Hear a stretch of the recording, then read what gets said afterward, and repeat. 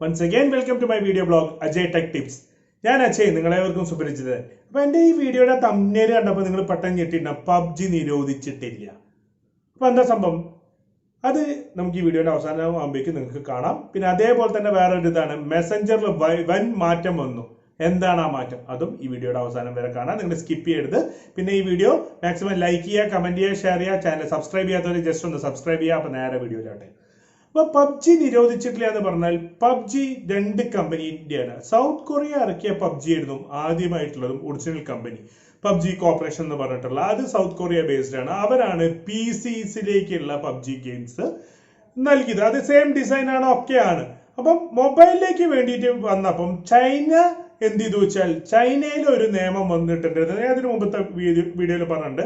ചൈനയിൽ അവിടുത്തെ കമ്പനിയിൽ ഷെയർ ഉണ്ടെങ്കിൽ മാത്രമേ അവിടെ ഈ ഗെയിം വിൽക്കാൻ പറ്റുള്ളൂ, അല്ലെങ്കിൽ അവിടെ എന്ത് ചെയ്യുക പ്ലേ സ്റ്റോറിൽ അങ്ങനെ ആയിട്ട് അവിടെ കളിക്കാൻ പറ്റുള്ളൂ. അപ്പോൾ വിൽക്കലല്ല, സെയിൽസ് ഉണ്ട് അതിൽ. അതുകൊണ്ട് തന്നെയാണ് നമ്മൾ പറഞ്ഞത് വിൽക്കുക എന്ന് പറഞ്ഞത്. അപ്പോൾ നമ്മൾ അങ്ങനെ വരുമ്പം ടെൻസൻ മൊബൈൽസ് അത് വാങ്ങും ചെയ്തു. അതിനുശേഷം എന്ത് ചെയ്തു, ടെൻസൻ മൊബൈൽസ് ആയിരുന്നു മൊബൈലിലേക്കുള്ള പബ്ജി ഓപ്പറേഷൻസ് നടത്തിയിരുന്നത്. അപ്പൊ എന്താ സംഭവം വെച്ചാൽ നമ്മുടെ പബ്ജി PCയിൽ കളിക്കേണ്ടവർക്ക് ഇപ്പോഴും കളിക്കുക, നോ റെസ്ട്രിക്ഷൻ. കാരണം അതിന്റെ സെർവറൊക്കെ പോണത് സൗത്ത് കൊറിയയിലേക്കാണ്, ഇന്ത്യയിലല്ല കേട്ടോ, സൗത്ത് കൊറിയയിലാണ്. അപ്പൊ അവിടുത്തെ സെർവറിലേക്കാണ് ആ ഡാറ്റാസ് ഒക്കെ പോണത്. അതുകൊണ്ട് നമുക്ക് വലിയ ഇഷ്യൂസ് ഒന്നും ഇല്ല. കാരണം എന്താ വെച്ചാൽ ഇപ്പൊ നമ്മൾ ഇന്ത്യ ചൈന ഇഷ്യൂവിൽ അത് അവിടെ വരുന്നുണ്ട്. അപ്പൊ നമുക്ക് പബ്ജി കളിക്കണം എന്നുള്ളവർക്ക് അത്യാവശ്യം നല്ല ഗ്രാഫിക് കാർഡൊക്കെ ഉള്ള ഒരു ലാപ്ടോപ്പ് വാങ്ങുക, അല്ലെങ്കിൽ ഡെസ്ക്ടോപ്പിൽ വെച്ചാൽ ഗ്രാഫിക് കാർഡൊക്കെ ഇട്ടിട്ട് NVIDIA എടുത്ത് പറയുന്നത് അത് അത്യാവശ്യം നല്ല ഗ്രാഫിക് കാർഡ് ആയതുകൊണ്ടാണ്. ഇനി അവർ എനിക്ക് പെയ്ഡ് പ്രൊമോഷൻ അല്ല. പിന്നെ അതേപോലെ തന്നെ അസൂസിന്റെ ഏതെങ്കിലും ഗ്രാഫിക് കാർഡൊക്കെ ഇട്ടിട്ട്, അല്ലെങ്കിൽ AMD റേഡിയോനോ മറ്റോ ഇട്ടിട്ട് നല്ല ഗ്രാഫിക് കാർഡൊക്കെ ഇട്ടിട്ട് നിങ്ങൾക്ക് എന്ത് ചെയ്യാം, PCയിൽ ഗെയിം കളിക്കാം.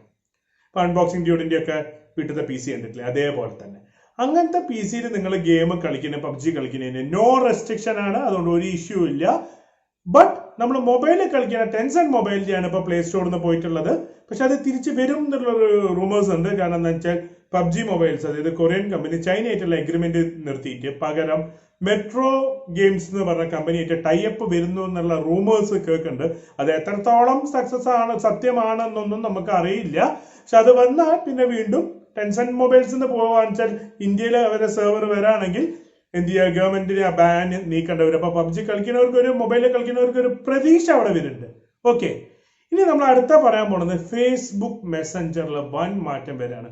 ഞങ്ങൾക്കറിയാം, വാട്സപ്പിൽ നമുക്ക് ആദ്യം എത്ര പേർക്ക് വേണമെങ്കിലും മെസ്സേജ് സെൻഡ് ചെയ്യുന്നു. പിന്നെ അത് ചുരുങ്ങി 5 പേരെ, അതിൽ തന്നെ കൂടുതലായിട്ട് ഫോർവേഡഡ് മെസ്സേജ് അയച്ചാൽ ഒരാൾക്ക് മാത്രമേ അയക്കാൻ പറ്റുള്ളൂ അറിയാം. അത് എന്റെ വീഡിയോസ് ഒക്കെ നമ്മൾ ഇതിനു മുമ്പ് ചെയ്തിട്ടുണ്ട്.